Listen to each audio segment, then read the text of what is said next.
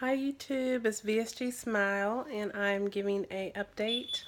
I am about 6 weeks post-op, which is awesome. I'm finally at the point where I can start working out. My highest weight was 274 pounds. My surgery weight was 256 pounds.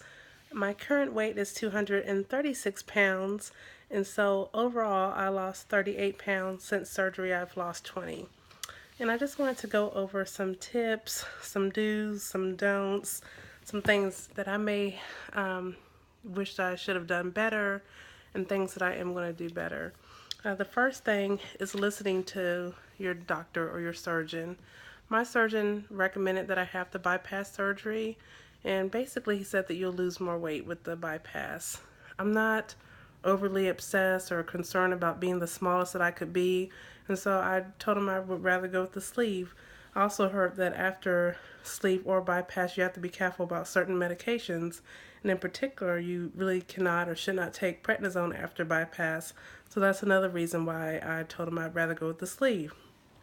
Well, in still doing research, I discovered that if you have GERD, the sleeve is not the best for you.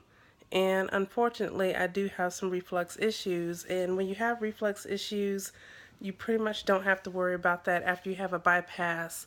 And I wish that that's something that the doctor and I would have discussed in detail, because that might have opened my eyes a little bit more towards having the bypass rather than the sleeve.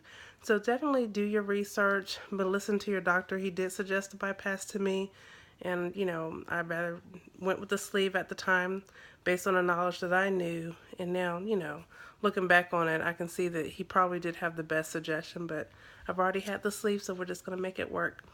The second suggestion that I have, which you might hear constantly, is walk, walk, walk. If you walk, you actually burn more calories and the weight comes off a lot quicker. It helps your body to heal a lot quicker. You start to get into a better routine. A lot of people might suffer from insomnia after you've had a sleeve or a bypass surgery, and walking and getting that exercise in definitely helps you burn energy and sleep well better at night. The next thing is purchases. Prior to having surgery, I purchased a lot of different items. And, like, for instance, if you go back to some of my previous videos, I purchased so many huge containers of protein powders that now that I've had surgery, I can't even drink that huge of a quantity at a time. Before surgery, I could drink 20 ounces no problem. Now it's only, maybe 2, 3 ounces at a time, or sips throughout the day. So it's going to take me a really long time to get through all those protein powders that I purchased. The same thing, after I had surgery, my taste changed. I was really into the Underwood small little meat containers, like my second and third weeks. But by that 2 week period, I really wasn't feeling them anymore. I'd rather have the real foods, and now I'm on like tuna and salmon, things like that. So I just have this Underwood just sitting here with my protein powders. So definitely, if you're going to purchase and try new things, try to get sample packs in smaller quantities, because even if you like it today post surgery, the next week you may not really care for it. So that's another thing. The fourth thing is going back to work or getting into your routine after surgery. I went back to work physically 2 weeks after I had surgery, but 1 week after surgery, I did start working from home. And I only did 3 days that week. But I found my weight was huge. The first week when I wasn't working, I lost 13 pounds. And when I look back at my records, when I started going back to work, I only lost like 2 pounds that next week, and like another pound or two the next week. And my weight loss really slowed down. And I think I really was not focused as much on what I needed to do surgery wise, because I was working and putting a lot of my mind and attention into the work and responsibilities that I had. So that's something to take in consideration. It's really hard to keep up with everything that you need to keep up with as far as following your guidelines and what you should be eating at which stage, and really taking that time for yourself and walking if you go back to your normal routine earlier than you really should. The next thing is who you discuss your surgery with. It's very important to have support and positive people around you. So with that being said, you probably don't want to get into controversial arguments or discussions about whether you should or should not have the surgery, or, even after you have the surgery, about what you're eating, what you shouldn't eat.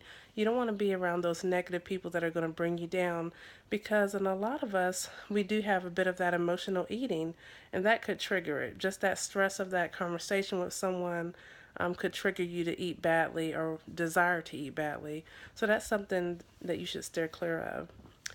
The next item is sticking to eating what is on your plan. And that kind of goes back to not returning to work or normal activities too soon. Because if you follow what you're supposed to be eating, it reduces your risk of complications, first of all.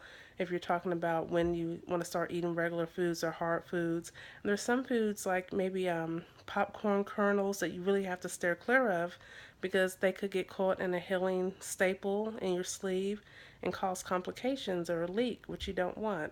So you definitely want to follow that eating plan. It could be something very simple that to you think, oh, sure, I should be able to have, but it could be on the do not eat list. So you definitely want to take a look at that.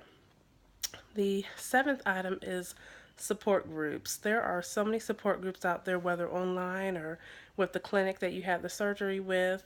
And being around other people who have had the surgery, either one of the surgeries, is just wonderful.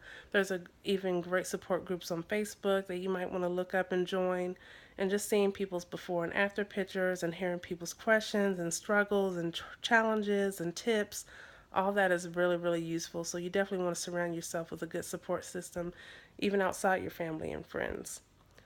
The next item is keeping a journal of writing down what you eat and drink every day, especially close to your surgery date, maybe pre and post op. I'm only, like I said, about 6 weeks post op, so every day I've been writing down what I've been eating, and it's been so beneficial for me because I write down what I eat every day, what I drink every day, and I also write down my weight. And I don't weigh myself every day, but every few days I weigh myself and I write down my weight. And that way, if I kind of stall and the scale's not moving, I can go back to what I was eating the last few days and I can say, okay, maybe the fried shrimp and fish, maybe that was contributing to me not losing weight. Maybe I just need to have it unfried, which is probably in my book that I should have been following anyway. But it's stuff like that that you really can go back and see, okay, where did I go wrong? What can I do to improve? I was getting smoothies almost every day for about a week and my weight stalled and that week as well. And my mom mentioned to me, you never know, the sugars and the smoothies could be contributing. And it probably did, because I cut out smoothies and I've lost weight as far as going out to get smoothies as opposed to making my own. The next item is you want to monitor your weight on the scale, like I said, but it depends on you. Some people weigh themselves every day, some people weigh themselves every other day, weekly, but I don't want to say not to weigh yourself every day. I think it's really good to monitor your weight, but I think you definitely shouldn't go like several weeks without weighing yourself, because there could be a point where your weight might start creeping up and you don't catch it on time, and by the time you see it, if you haven't weighed yourself in a while, you could be up 10 pounds. But if you keep a good eye on your weight, like I said before, you might can notice a trend pretty early on and you can correct it and bring that weight down. It's easier to take back down 2 or 3 pounds as opposed to 10 or 15. So definitely keep an eye on your weight. And there's also scales out there now, like a new one that I have that monitors your body water, your body bone mass, your BMI, and that's really helpful as well. So you can see exactly where you're at with your body fat and etc. And the last but certainly not least tip that I have is that you really want to focus on your health overall and do this for yourself. I've heard people who probably should have the surgery but are putting it off because of their concern over the financial costs of it. But when it really comes down to it, your health means more than anything. It's priceless. I did not even consider what I will owe after having the surgery. My health was in such a bad state with my high blood pressure, the hypertension. I was pre diabetic, which I was able to bring my A1C down to a normal level before surgery. Thank God for that.